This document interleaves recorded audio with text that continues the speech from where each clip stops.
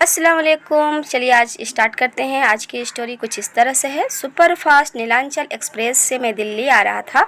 लखनऊ एक सरकारी काम से आया था। वैसे तो मैं उत्तर प्रदेश सरकार का नौकर हूँ, लेकिन रहता दिल्ली में हूँ। दिल्ली स्थित उत्तर प्रदेश राज्य अतिगृह में विशेष कार्याधिकारी के पद पर कार्यरत हूँ। इस यात्रा के दौरान मेरे साथ कुछ ऐसी घटनाएं घटित हुई जिन्हें अप्रत्याशित कहा जा सकता है। मसलन लखनऊ मुझे अधिकारी से मिलना था। उनकी पत्नी को जानलेवा दिल का दौरा पड़ गया। वह बेचारी पूरे 3 दिन तक जीवन और मृत्यु के बीच हिचकोले खाती हुई किसी तरह जीवित परिवार वालों के बीच लौट सकी थी।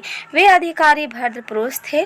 पत्नी की बीमारी से फारिग होते ही उन्होंने पूरे 10 घंटे लगातार परिश्रम करके मेरी उस योजना को अंतिम रूप प्रदान कर दिया जिसके लिए मैं लखनऊ आया था। वापसी हेतु एन दशहरे के दिन ही मैं ट्रेन पकड़ सका।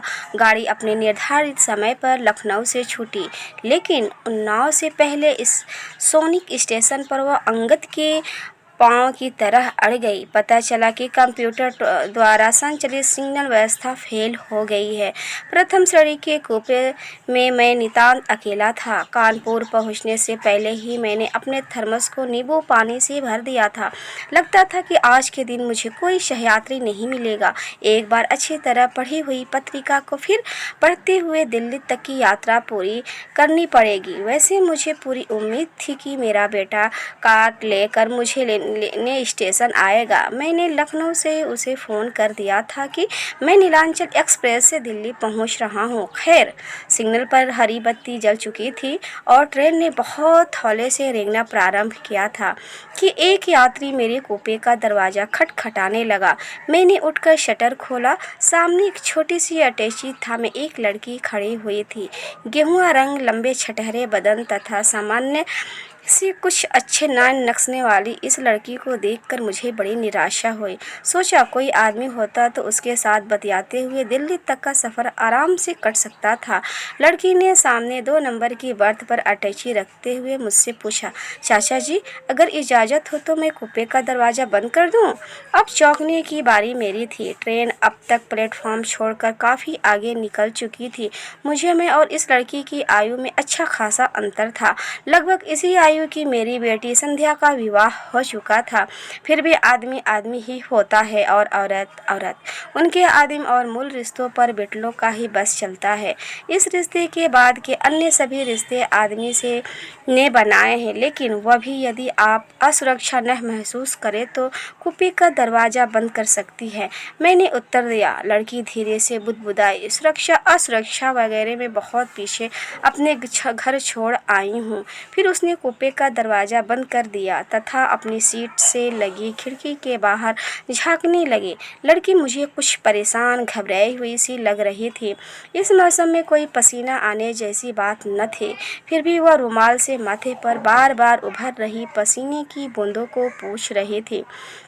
गोविंदपुरी और पनकी स्टेशन निकल गए। लड़की ने अपना मुख मेरी ओर घुमाया। अब तक उसका पसीना काफ़ी कुछ सूख चुका था। चाचा जी, क्या मैं आपके थर्मस से थोड़ा सा पानी ले सकती हूँ? मैंने उत्तर दिया, उसमें पानी नहीं है। प्यास मारे मेरा गला सूख रहा है। बेटी, इसमें सिर्फ नींबू पानी है। अच्छा, थोड़ा सा दे दीजिए। वह नींबू पानी का एक गिलास घटाघट पी गई। 10 मिनट के बाद उसने फिर थर्मस की ओर देखा।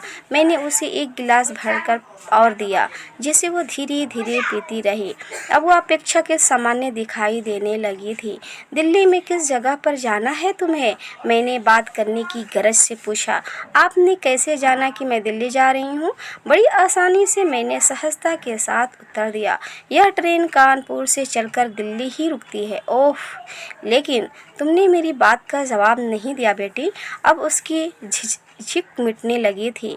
उसने उत्तर दिया, नहीं मालूम कि मुझे कहाँ किस जगह जाना है।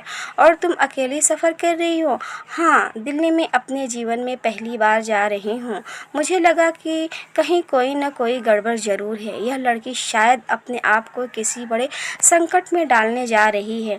बेटी, मैंने स्पष्टवादिता से काम लेते हुए पूछा, पहले बात को ठीक तरह से समझो, फिर जवाब दो।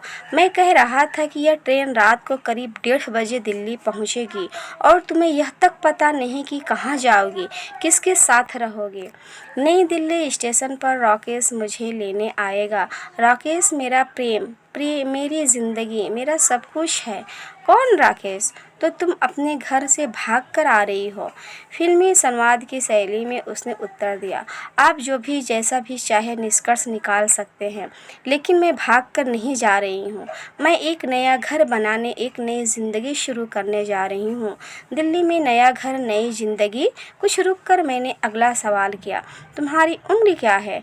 18 वर्ष। और कुछ दिन का हाई स्कूल का प्रमाण पत्र है मेरे पास। इसका मतलब यह हुआ कि तुम कानूनी की कांटे से पूरी तरह से लेस होकर अपने घर से निकली हो। फिलहाल इस बात को जाने दो। यह बताओ तुम पढ़ी कहाँ तक हो? इंटरमीडिएट, प्रथम श्रेणी। मुझे 3 विषयों में विशेष योग्यता मिली है।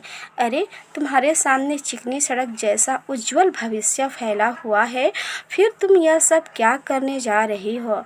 चाचा जी, मुझे कोई प्यार नहीं करता, न पिताजी और न ही माँ। दोनों की अपनी अलग दुनिया है। किटी पपलू, ब्रिज क्लब, देर रात तक चलने वाली कॉकटेल पार्टियाँ, मेरे अलावा दोनों को सब कुछ अच्छा लगता है। उन दोनों की एक एक बात मैं अच्छी तरह से जानती समझती हूँ, लेकिन घटिया बातें हमें मुंह से आपके सामने कहना क्या आसान होगा? चाचा जी, घर के नौकरों के साथ मैंने अपना बचपन बिताया है। मेरे माता पिता या तो घर में होते ही नहीं, और यदि होते भी हैं तो अपने अपने शयन कक्ष में सोए पड़े होते हैं। अब मैं कैसे कहूँ कि मुझे बचपन में ही बहुत ख़राब हो जाना चाहिए था, पर यह करिश्मा ही है कि मैं आज तक ठीक ठाक हूँ।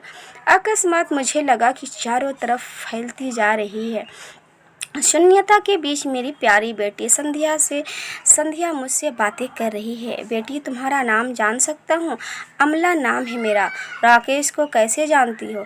मेरे मोहल्ले का लड़का है, कॉलेज में मुझसे आगे था, एमए कर चुका है। वह करता क्या है? कुछ नहीं। तो फिर दिल्ली में तुम दोनों खाओगे क्या? रहोगे कहाँ? मैं तो समझा था कि राकेश दिल्ली में कोई नौकरी करता होगा, उसके पास रहने का अपना कोई ठिकाना होगा। दिल्ली में हम सिलाई कपड़ों का व्यवसाय करेंगे। सुना है कि दिल्ली में यदि अच्छे संपर्क सूत्र बन जाए तो विदेशों में तैयार वस्त्र निर्यात करके लाखों के वारे न्यारे किए जा सकते हैं। ठीक सुना है तुमने बेटी, मेरा मन भीग चला था। जरूर लाखों के वारे न्यारे किया जा सकते हैं यदि संपर्क सूत्र अच्छा हो जाए तो। लेकिन संपर्क सूत्र का अर्थ जानती हो तुम? एक फरोग और अदा। हाँ, क्यों नहीं। संपर्क सूत्र बढ़ने का अर्थ है लोगों से जान पहचान हो जाना। नहीं, मैंने कठोरता से कहा। कभी कभी इस शब्द के अर्थ बदल भी जाते हैं, यानी शून्य अर्जित करने के लिए अपने आप को अकारण मिटा डालना। एक ऐसी नदी न बन जाना जिसका उद्गम तो होता है किंतु कोई सम्मानजनक अंत नहीं होता। गाजियाबाद स्टेशन निकल चुका था। हम दिल्ली के निकट पहुंच रहे थे। मैं बहुत असमंजस की स्थिति में था। मैं अमला से कुछ कहना चाहता था, लेकिन क्या कहना चाहता था, क्यों कहना चाहता था, इसकी कोई साफ तस्वीर उभर कर मेरे मस्तिष्क में नहीं आ रही थी। लेकिन बेटी, व्यापार के लिए धन चाहिए। कितना रुपया होगा तुम लोगों के पास? राकेश के पास क्या है? एक तरफ से कुछ भी नहीं, अमला ने उत्तर दिया। वह कह रहा था कि मैं अपनी माँ के कुछ जेवर तथा पिताजी की सेब से व्यापार लाया कुछ रुपये ले चलूं। आखिर बाद में वह सब कुछ मेरा और बड़े भैया का ही तो होगा।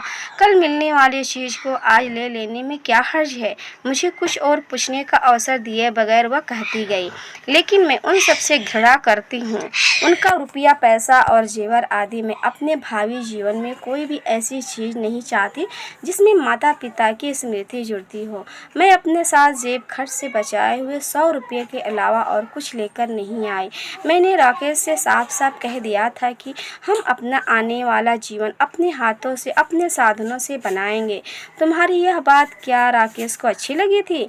मैंने पूछा। शायद नहीं। उसने कुछ सोचा, थोड़ा झिकी, फिर बोली। बल्कि वह जेवर था रुपया न लाने की बात पर काफ़ी नाराज़ भी हुआ था। फिर क्या? वह दोनों आंखें मूंदे सोचता रहा। फिर मुझसे बोला, अमला, जब तुम साथ हो तो सब कुछ अपने आप ठीक हो जाएगा। कैसे ठीक हो जाएगा? तुमने उससे साफ साफ पूछा नहीं? कहानी, उपन्यास तथा फिल्मों में सब कुछ अपने आप ठीक हो जाता है, लेकिन वास्तविक जीवन में आदमी को अपने विवेक व अपने श्रम से सब कुछ ठीक करना पड़ता है। आप समझते क्यों नहीं? फिर कुछ रुक कर वह बोली, मुझे उस पर पूरा विश्वास है। फिर भी बेटी, मैंने आज तक अविश्वासघात होते नहीं देखा। जब भी घात हुआ विश्वास के साथ ही हुआ, और मैं नहीं चाहता कि तुम्हारे साथ कुछ ऐसा हो। ट्रेन यमुना के पुल से गुजर रही थी। हमारे पास समय बहुत कम बचा था। रात के 1:35 हो चुके थे। मैंने हिम्मत बटोर कर अमला से पूछा, बेटी, मुझ पर भरोसा रखकर क्या मेरी एक बात मानोगी? हाँ हाँ कहिए। आज रात तुम मेरे घर चलो। तुम्हारे राकेश को भी हम अपने साथ ले चलेंगे। अगर मत करो। हाँ कह दो। आगे बढ़कर हम लौट नहीं सकते, परंतु तुम जहाँ हो वहीं रुक जाओ। वहाँ तुम अपनी चाची के साथ सोना। न जाने किस प्रेरणा से अमला मेरी बेटी संध्या मेरे प्रति आज्ञाकारी हो गई। बोली, ठीक है, इतनी जिद कर रहे हैं तो आपकी बात मान ही लेती हूँ। नई दिल्ली रेलवे स्टेशन से निकास द्वार पर राकेश अपने दोस्तों के साथ खड़ा था। लंबी तगड़े, छोटी छोटी खसखसी दाढ़ी तथा बारीक तरह से बालों वाले राकेश के दोस्त मुझे अजीब लगे। राकेश ने मुझे अनदेखा करते हुए कहा, अमला, चलो टैक्सी में बैठो, हम होटल चलते हैं। पहले ही काफ़ी देर हो चुकी है। राकेश को अपना परिचय पत्र थमाते हुए मैंने कहा, अमला मेरे साथ जा रही है। कल तुम मेरे घर आना, बाकी की बातें वहीं करेंगे। तीनों दाढ़ी वाले सफ़ेद पोश मेरा रास्ता रोक कर लाल लाल आंखों से मुझे घूर रहे थे।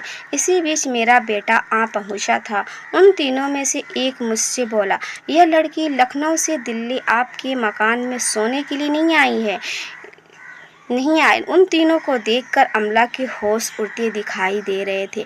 वह दृढ़तापूर्वक बोली, राकेश, मैं चाचा जी के घर ही रहूंगी। तुम कल मुझसे इनके यहाँ ही मिलना। मुझे लगा कि कुछ दंगा फसाद होने वाला है और मेरा बेटा इस सब के लिए अपने आप को तैयार कर रहा है। इसी बीच भागते हुए 2 सिपाही हमारे पास आए। मुझे कुछ कहने का अवसर दिए बिना अमला ने उन सिपाहियों से कहा, कृपया हमें हमारे घर पहुँचने में मदद कीजिए। मैं नहीं जानती कि ये लोग कौन हैं और क्यों मेरा रास्ता रोक रहे हैं। मैंने भी उन्हें अपना परिचय दिया। वे हमें हमारी कार तक पहुंचा गए। न जाने क्यों राकेश इस दौरान मौन रहा। अगले दिन राकेश के दोस्तों के धमकी भरे फ़ोन आने के बाद अमला को पूरी तरह एहसास हुआ कि वह अजगरों के मुंह में जाने से बाल बाल बची। बाकी का काम मेरी पत्नी ने किया। उसने अमला से कहा, मेरी मुन्नी, आदमी का दुख दीपक की तरह होता है। वह खुद अपने आप को पल पल जलाकर दूसरे को प्रकाश देता है। लौट जाओ अपने घर, स्वयं जलकर अपने घर को अपनी ज्योति से आलोकित कर दो।